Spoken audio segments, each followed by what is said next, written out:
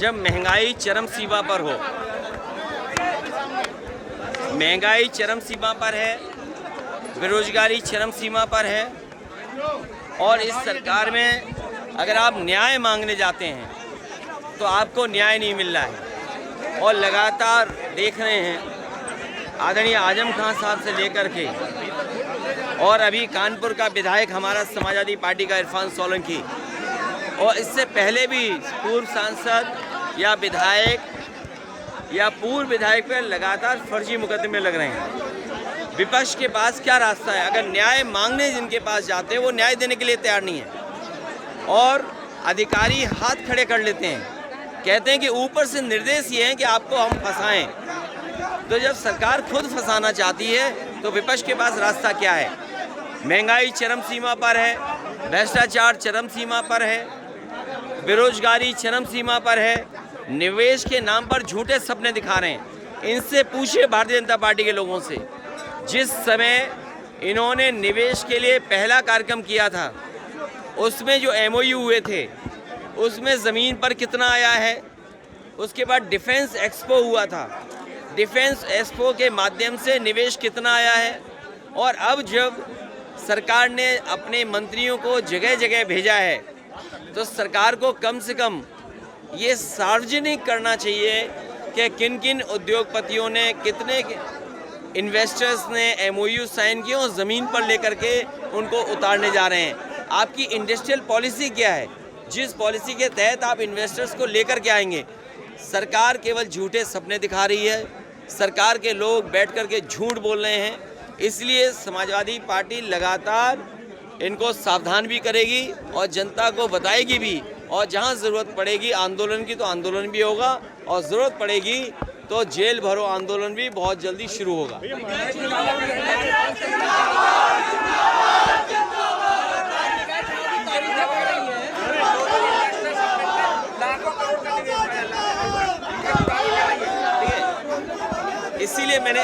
इसीलिए मैंने आपसे कहा, जो पहली इन्वेस्टमेंट मीट हुई थी, डिफेंस एक्सपो हुआ था, आखिरकार अगर 5 लाख के उस लगभग 5 लाख करोड़ का MOU हुआ था पिछली बार, 5 लाख करोड़ का MOU हुआ था, तो आखिरकार उस 5 लाख करोड़ के MOU का क्या हुआ? और अभी एक MOU हुआ, उसने भारतीय जनता पार्टी के झूठ को साफ कर दिया कि जिस यूनिवर्सिटी से MOU किया वो यूनिवर्सिटी नहीं है, स्टूडेंट नहीं है। उस यूनिवर्सिटी से बताओ हज़ारों करोड़ का MOU करके आप आए।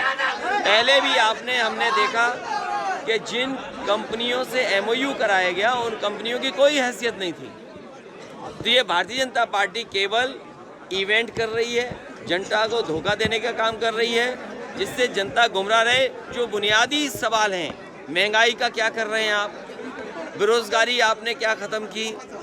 आपके मेडिकल कॉलेजेस बर्बाद हो गए हैं, आपके जिला अस्पताल बर्बाद हैं, एम्बुलेंस समय पर नहीं आ रही है, पुलिस का न्याय चरम सीमा पर है, कस्टोडियल डेथ सबसे ज़्यादा है, महिलाओं पे सबसे ज़्यादा उत्पीड़न और अनाचार हो रहा है। आखिरकार जिम्मेदार कौन है? 2024 चुनाव की तैयारी 2027 की देखिए, ये कोरोना को लेकर के अपनी सुविधा से भारतीय जनता पार्टी काम न करे।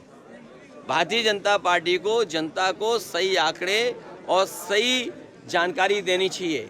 अगर बीमारी गंभीर है तो बीमारी गंभीर की सूचना भी और जानकारी भी ठीक सरकार को देना चाहिए। चाचा को जिम्मेदारी कब तक मिल रही है? बहुत जल्दी जिम्मेदारी। क्या जिम्मेदारी मिलेगी? अरे ये देखो कितनी बड़ी जिम्मेदारी, अभी नहीं देखा तुमने? कार्यक्रम हुआ, जीत सबसे बड़ी। अभी इस पार्टी का जब संगठन बनेगा तो उनको जिम्मेदारी मिलेगी। पार्टी सिंबल देगी क्या? जहाँ सिंबल देने की जरूरत पड़ेगी सिंबल देंगे और जहाँ फ्री छोड़ने की जरूरत पड़ेगी वहाँ फ्री भी छोड़ेंगे। 24 के चुनाव में तीसरे मोर्चे को लेकर के क्या तैयारी? देखिए 24 के लिए भारतीय जनता पार्टी को हमने काम दे दिया है कि वो मैनपुरी मॉडल को पढ़ें। मैनपुरी मॉडल में मैनपुरी के लोगों ने गुजरात मॉडल फेल किया।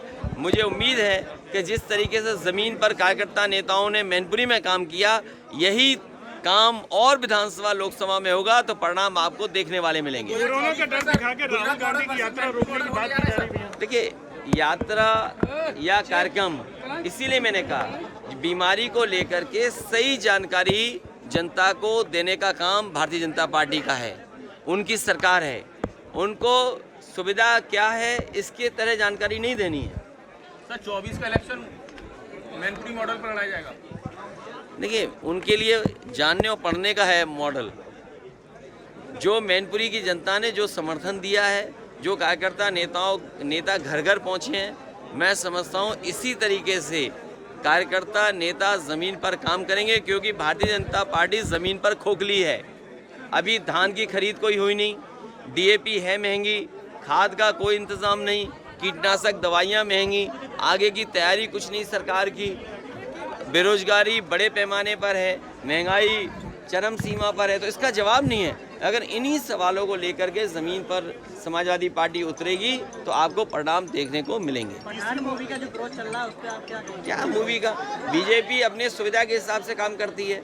उससे जो बुनियादी मसले हैं उन पर बहस ही नहीं करनी, बेरोजगारी पे बहस नहीं करनी, महंगाई पे बहस नहीं करनी, हमारी जो सीमाएं असुरक्षित हैं उस पर बहस नहीं करनी है। जानबूझ करके भारतीय जनता पार्टी एजेंडा चलाती है, कुछ चैनल उस एजेंडा का सपोर्ट करते हैं। बीजेपी पासमानदा सम्मेलन कर रही है, कहीं ना कहीं मुस्लिम वोटर शेर और चूहा वाला पासमानदा सम्मेलन जिस तरह बीजेपी कर रही है पूरे प्रदेश। देखिए, भारतीय जनता पार्टी के बारे में सब जानते हैं। भारतीय जनता पार्टी नफरत की राजनीति करती है, जातियों में खाई पैदा करने की राजनीति करती है, साजिश करती है, षड्यंत्र करती है, झूठ बोलती है। थक गया हाथ, धन्यवाद तुम्हारा।